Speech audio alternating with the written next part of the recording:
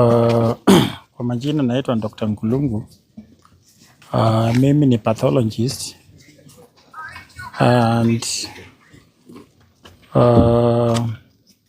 kile kimetuleta hapa kwa sababu ya huu mkasa ulifanyika hapa, na tumekuwa hapa for the better part of the day with the various officers here from the DCI na wengine wengi, and the purpose for today was to to document the scene and also retrieve the bodies.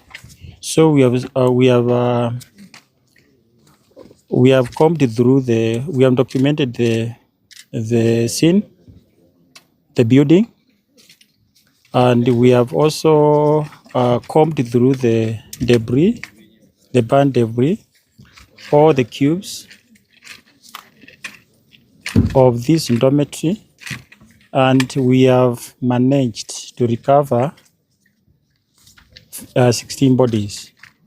We have documented the bodies and we have secured them in the body bags, and we are planning to take them to Naivasha mortuary for postmortem, for performing the postmortem and also further DNA analysis.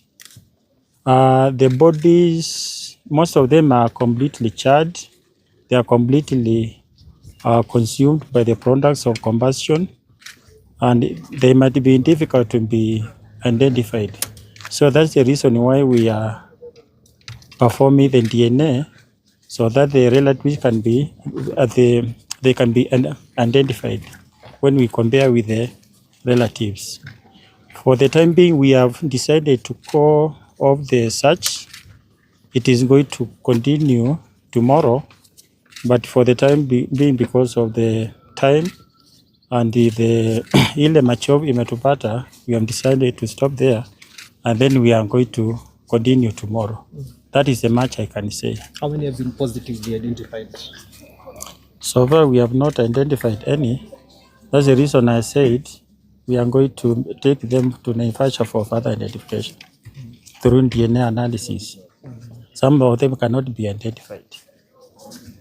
It's okay. Thank you. Thank you. Nice day.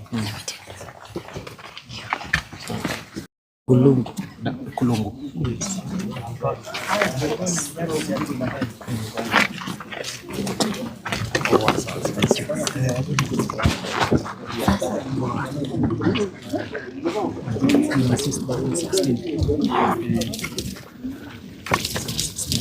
Zile wanasema wanaendelea na kukomba.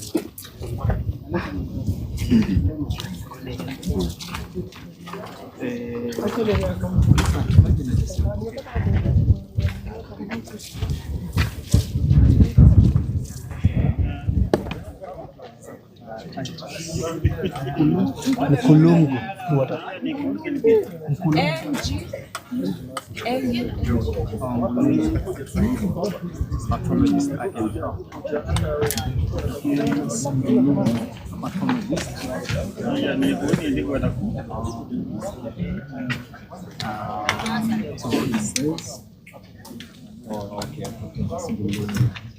So basically the same is they've been coming through the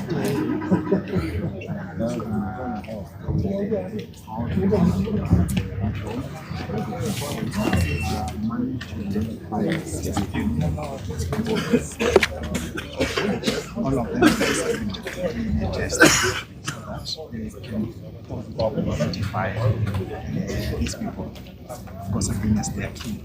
So as it stands, it says the bodies are charged, and they're in a state that some of them can be identified. And it says they're calling off the process today to continue with it tomorrow morning. To again go through all the bodies and everything. Basically that. Yeah. No, hajasema hiyo, but amesema wataendelea kuangalia. Yeah.